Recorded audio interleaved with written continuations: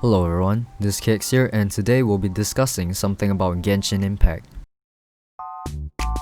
Today, I bring you 5 super useful tips on this game if you've just started out, and I guess let's just jump right into it. Number 1, Rerolling.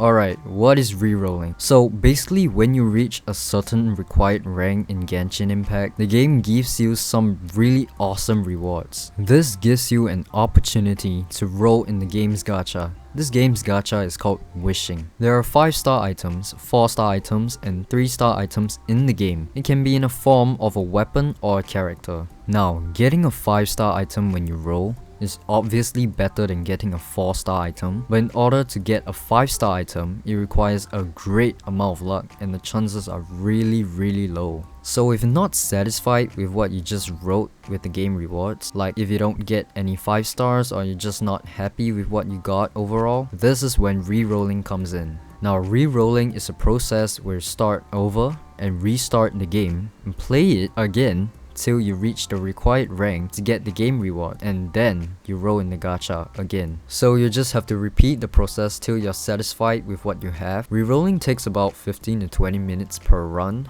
once you get used to it. Some of you might think it's super time consuming, and I actually completely agree with you. But if you actually compare rerolling to other ways of getting a 5-star item in the game, which are actually spending thousands of dollars or just grinding your brains out every day to get more primo gems, this method is definitely more worth it. But at the end of the day, it's really up to you. So yeah, let's move on. Number 2, using the interactive world map to locate the Animalculus and Joculus you've collected. Now, what's the interactive world map about? The interactive world map is a free online program you can use to locate and mark down all the Animalculus and Joculus you found or collected. And if you don't know what's an Animalculus or Joculus, there are actually items you'll be able to find in the game to upgrade the statues of the 7 across the map. By upgrading these statues, it gives you more stamina along with some other benefits, and more stamina allows your characters to sprint longer or dash more often. Now, Animalculus and Joculus are scattered all across the entire map, and not marking them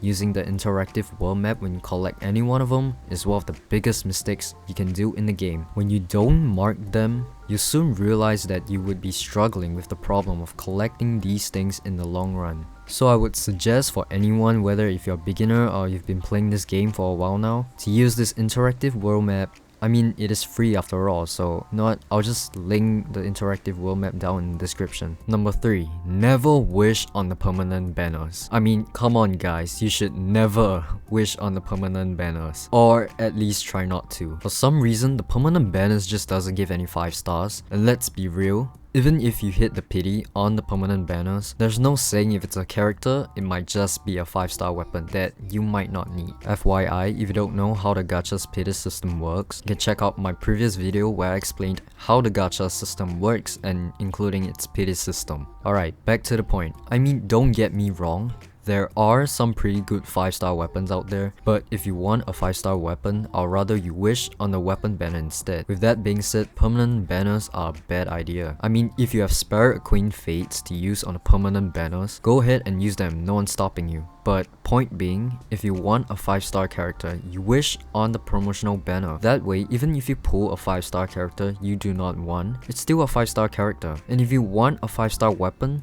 wish on the weapon banner. That way, even if you pull a 5-star weapon you do not want, it's still a weapon. But then again, these are my opinions, so it's up to you on which banner you want to wish on. So let's move on. Number 4, know your elements. Elements play a big part in the game. This is because all characters and all monsters have a certain element to them, and you can use this fact to your advantage. But this can turn out to be a disadvantage at some point in time, where your characters might face off an opponent that has the same element. This is because if your character uses his or her elemental skill, the enemy you're facing might be immune to your attack, causing it really hard to kill the enemy. Now, what you want at all times is to have a variety of different characters with different types of of elements to face off the necessary opponents you might face. What you don't want, which I've stated earlier on, is to face off an enemy with the same element, which might lead to a more troublesome battle for you. Alright, another thing you should take note of is your team's elemental resonance. When you go into your party setup, there's a button on the top right corner of your screen which shows you all the benefits you can have with different types of elements in your party. Some of those benefits are huge boosts to your team, and so you should make sure to use those to your advantage as well. And let's move on to our last point. Number 5.